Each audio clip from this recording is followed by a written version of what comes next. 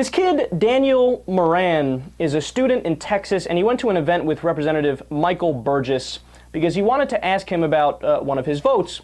He said, look, I'm an atheist, and I noticed that you voted against atheist chaplains in the military. Why did you do that? Let's listen to it, and then we'll discuss.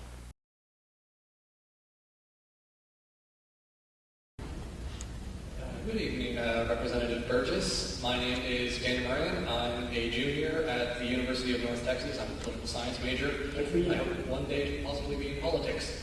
And I'm my deepest sympathy. I said you have my deepest sympathy, and I hope you get help with that compulsion. Politics is why I'm a major. But anyway, I'm an atheist, and I was wondering how you plan to represent your secular, atheist, humanist, and non-religious constituents. Well, you may have heard my comment a moment ago. I'm in Washington, D.C., fighting for you every day of the week, whether you vote for me or not, whether you believe as I do or not. Well, I know I don't believe it's you, but I do know that you recently voted against, twice, to include atheist and humanist chaplains into the armed services. Yeah, I thought it was a dumb idea. I'll do it again.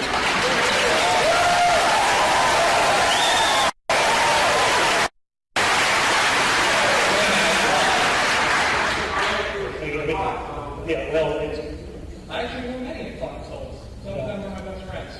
Some of them work, or not work, but go to school at the Air Force ROTC at the University of North Texas. Well, so there are atheistic foxholes. Well, good for them, and I appreciate their willingness to serve their country. But look, I mean, if you're going to have a chaplain, you got to start somewhere, and that starts at the top of belief in God. Why does it require belief in God? But every chaplain I've ever had has started at that point. I fail to see why it requires belief in God. You're basically be a friend to your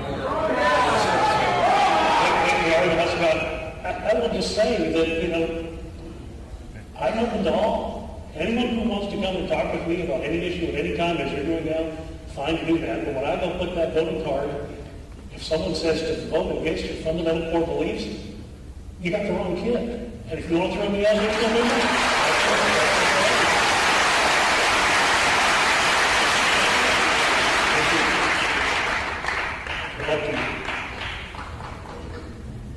Yes, sir. I can't stand that man.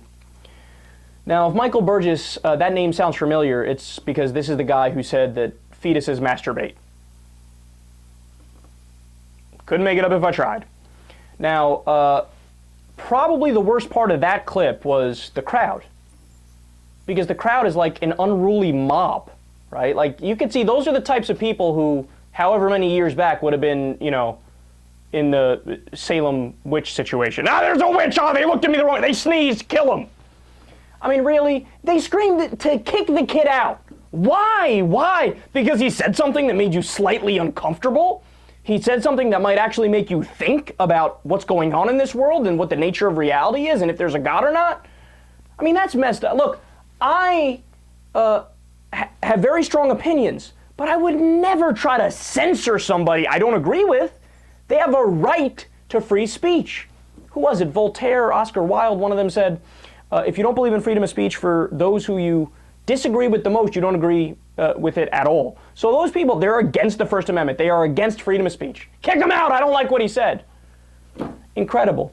But look at the kid's point. He's so right about this. Now, you might say, oh, well, chaplains by definition are religious, so it's weird to just have atheist chaplains. All right, but that's just semantics. What he's saying is, should atheists have somewhere to go in the military in a bad situation? So the chaplains are there. Oh, what did you see? What did you go through? This is how you should feel. This is what you should do to feel better, whatever.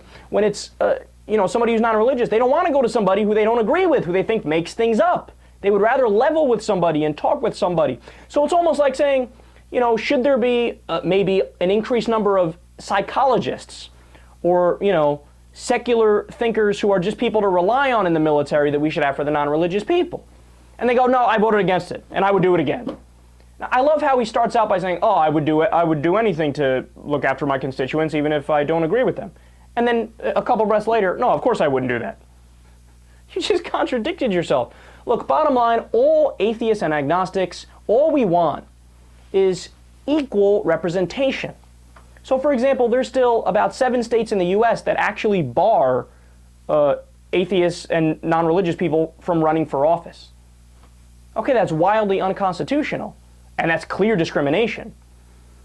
But that's what I mean. We need to, all the polls that say the last person I would vote for is an atheist in the U.S., all those laws that openly discriminate against us, all those need to be wiped off the books, and we need to start having our voice heard. So what you need to do, what all of us need to do, is point at this jackass, Representative Burgess, and say, hey, idiot, all we're asking for is equal protection under the law, which is constitutional, and it's, by definition, American. Are you un-American? Do you not believe in the Constitution? Well, if you do, you better go back there and vote the right way.